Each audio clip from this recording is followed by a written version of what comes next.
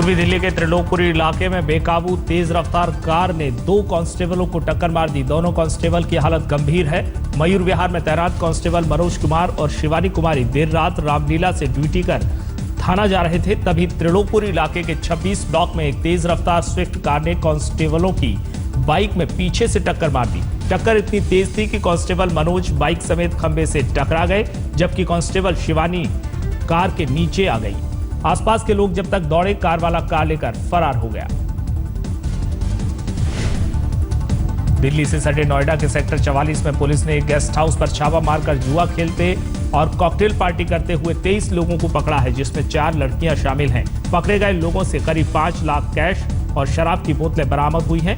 Police ने guest house के manager को भी गिरफ्तार किया है। यहां से करीब आधा दर्जन गाड़ियां भी बरामद की गई हैं। पुलिस की जांच में खुलासा हुआ है कि पकड़े गए लोगों ने इस गेस्ट हाउस को 40,000 रुपए में किराए पर लिया था।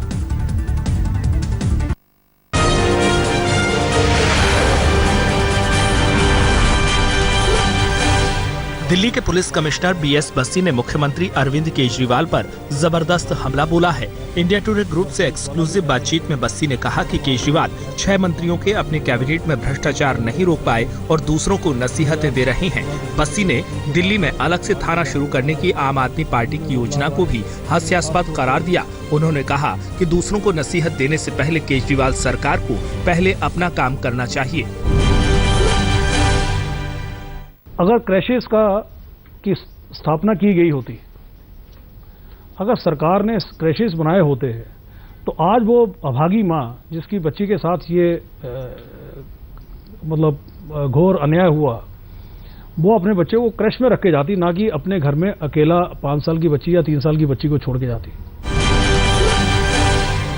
दिल्ली के सीएम अरविंद केजरीवाल ने पुलिस कमिश्नर बीएस बस्सी के हमले पर कहा कि वो राजनेताओं के लिए राजनीति छोड़ दें। केजरीवाल ने कहा कि दिल्ली में 1,500 से ज्यादा रेप केस हुए हैं, लेकिन उनको शर्म नहीं आती। दिल्ली के बहुचर्चित उबर रेप केस मामले में दिल्ली की 30 हजारी अदालत आज फैसला सुनाएगी। गौरतलब है कि पिछले 5 दिसंबर को गुड़गांव में एक फाइनेंस कंपनी में काम करने वाली महिला के साथ उबर कैब के ड्राइवर ने रेप किया था। लड़की गुड़गांव में एक डिनर पार्टी से अपने घर इंद्रलोक लौट रही थी। 2 दिन बाद 7 सितंबर को आरोपी को यूपी के मथुरा से गिरफ्तार किया गया था। जम्मू कश्मीर के निर्दलीय विधायक इंजीनियर राशिद के खिलाफ कल दिल्ली में कश्मीरी पंडितों ने प्रदर्शन किया। इंजीनियर राशिद पिछले दिनों श्रीनगर में बीफ पार्टी देने की वजह से चर्चा में आए थे। इससे पहले दिल्ली में उनके ऊपर स्याही फेंकी गई थी। इस मामले में 2 लोगों को हिरासत में लिया गया है। स्याही फेंकने की जिम्मेदारी हिंदू सेना ने ली है।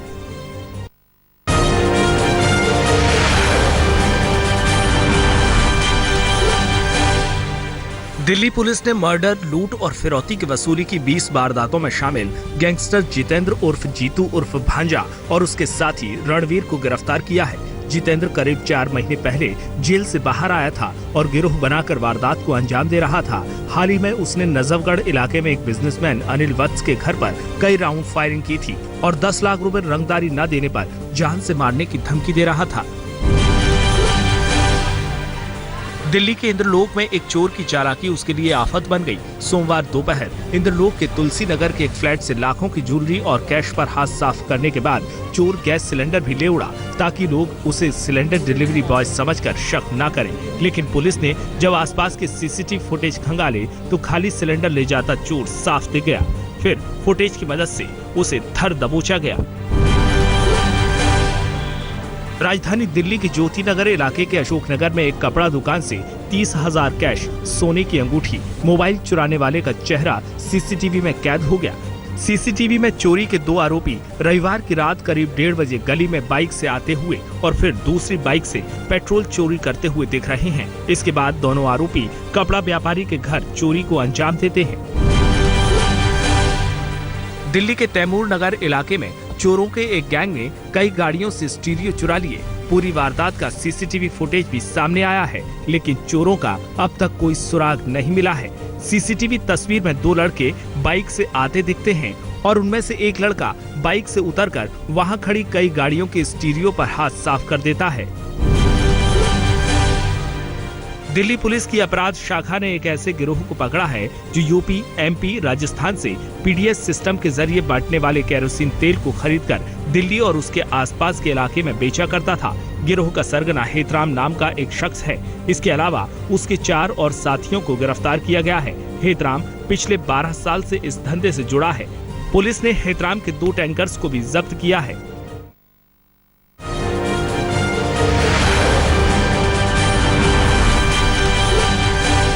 अभिनेता विशाल ठक्कर को मुंबई पुलिस ने रेप के आरोप में गिरफ्तार कर लिया है। विशाल पर एक अभिनेत्री ने शादी का झांसा देकर शारीरिक संबंध बनाने का आरोप लगाया है। अभिनेत्री के मुताबिक बाद में ठक्कर शादी से मुकर गए। मुंबई में डांस बार पर महाराष्ट्र सरकार ने सुप्रीम कोर्ट में हलफनामा दाखिल किया है। हलफनामे में राज्य सरकार ने डांस बार को महाराष्ट्र की संस्कृति के खिलाफ बताया है। फडणवीस सरकार ने डांस बार पर युवाओं को गुमराह करने का आरोप लगाया है। इसके मुताबिक डांस बार में गरीब महिलाओं का शोषण होता है। शीना बोरा मर्डर केस में कोर्ट ने इंद्राणी मुखर्जी समेत तीनों आरोपियों की न्यायिक हिरासत 31 अक्टूबर तक बढ़ा दी है। अपनी बेटी के मर्डर केस में मुंबई पुलिस ने 25 अगस्त को इंद्राणी को गिरफ्तार किया था। इस मामले में कल सीबीआई ने मुंबई में इंद्राणी के घर समेत गोवा, गुवाहाटी, कोलकाता और छिंदवाड़ा में कई ठिकानों पर छापेमारी की। कांग्रेस ने मुंबई में पूर्व मुख्यमंत्री विलासराव देशमुख के लिए स्मारक बनाने की मांग की है। इसके लिए प्लॉट देने की मांग को लेकर कांग्रेस नेता मुख्यमंत्री देवेंद्र फडणवीस से मिले। कांग्रेस का कहना है कि बाला साहब ठाकरे की तरह विलासराव का भी मेमोरियल बने। मुंबई में बीसीसीआई दफ्तर पर शिव सैनिकों के हंगामे से बीजेपी ने पल्ला झाड़ लिया है। महाराष्ट्र बीजेपी के अध्यक्ष राव साहब दानवे ने कहा है कि पाकिस्तान को लेकर शिवसेना के रुख से बीजेपी सहमत नहीं है। उन्होंने कहा कि अगर मुंबई में भारत पाकिस्तान का मैच हुआ तो उसे पूरी सुरक्षा दी जाएगी। मुंबई में पाकिस्तानी परिवार को कमरा न देने वाले होटल से पुलिस पूछताछ करेगी। 14 अक्टूबर को हाजी अली दरगाह का दर्शन करने आए परिवार ने कमरा न मिलने पर स्टेशन पर रात गुजारी थी।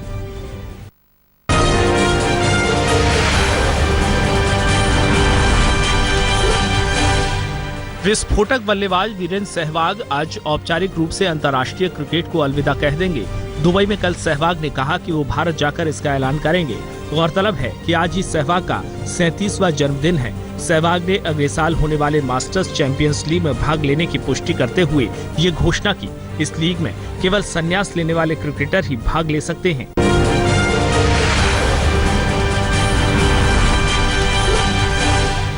पाकिस्तान के खिलाफ शिवसेना के विरोध प्रदर्शन को देखते हुए आईसीसी ने पाकिस्तान के अंपायर अलीम डार को भारत और दक्षिण अफ्रीका वनडे सीरीज के बाकी मैचों से अलग कर दिया है। आईसीसी एलिट पैनल के अंपायर अलीम डार ने पहले 3 वनडे मैचों में अंपायरिंग की थी। आईसीसी सूत्रों के मुताबिक अलीम डार की जगह श्रीलंका के कुमार धर्मसेना लेंगे।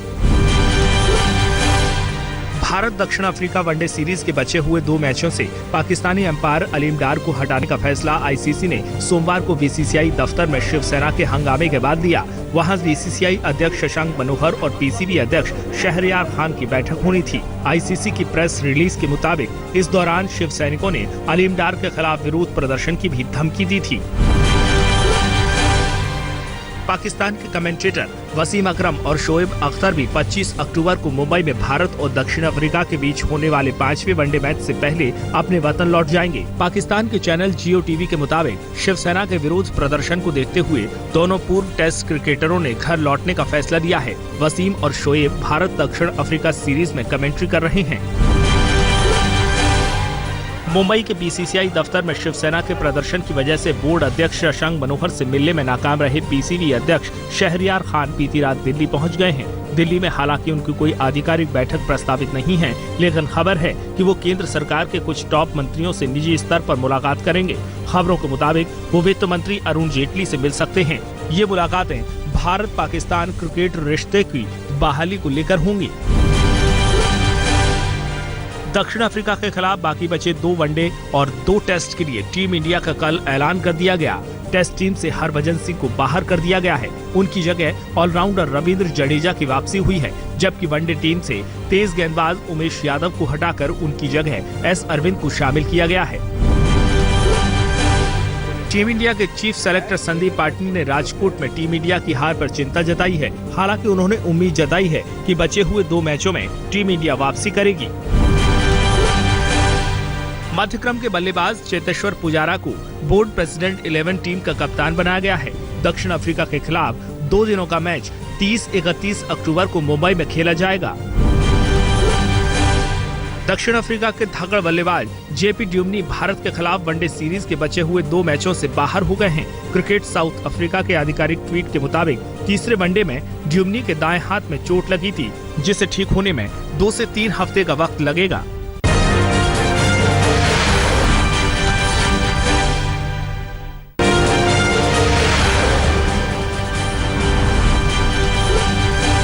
देश में बढ़ते कट्टरवाद पर राष्ट्रपति प्रणब मुखर्जी ने फिर नसीहत दी है। पश्चिम बंगाल के बीरभूम जिले के एक कार्यक्रम को संबोधित करते हुए राष्ट्रपति ने कहा कि सहनशीलता के बूते ही हमारी 5000 साल पुरानी सभ्यता बची रही। उन्होंने कहा कि मानवता और बहुलवाद को किसी हालत में छोड़ा नहीं जाना चाहिए।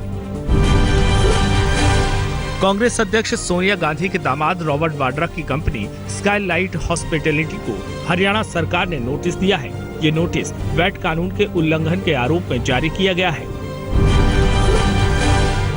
पटेल आरक्षण आंदोलन के नेता हार्दिक पटेल को राजकोट में राष्ट्रध्वज के अपमान के मामले में जमानत के बाद सूरत पुलिस ने राजकोट में ही राष्ट्रद्रोह के मामले में गिरफ्तार कर लिया।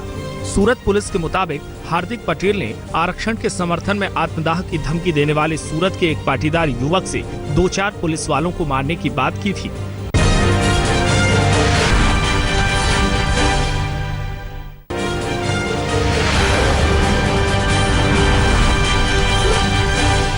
महाराष्ट्र के अमरावती में एक पूर्व पुलिस सब इंस्पेक्टर की दबंगई मोबाइल कैमरे में कैद हो गई।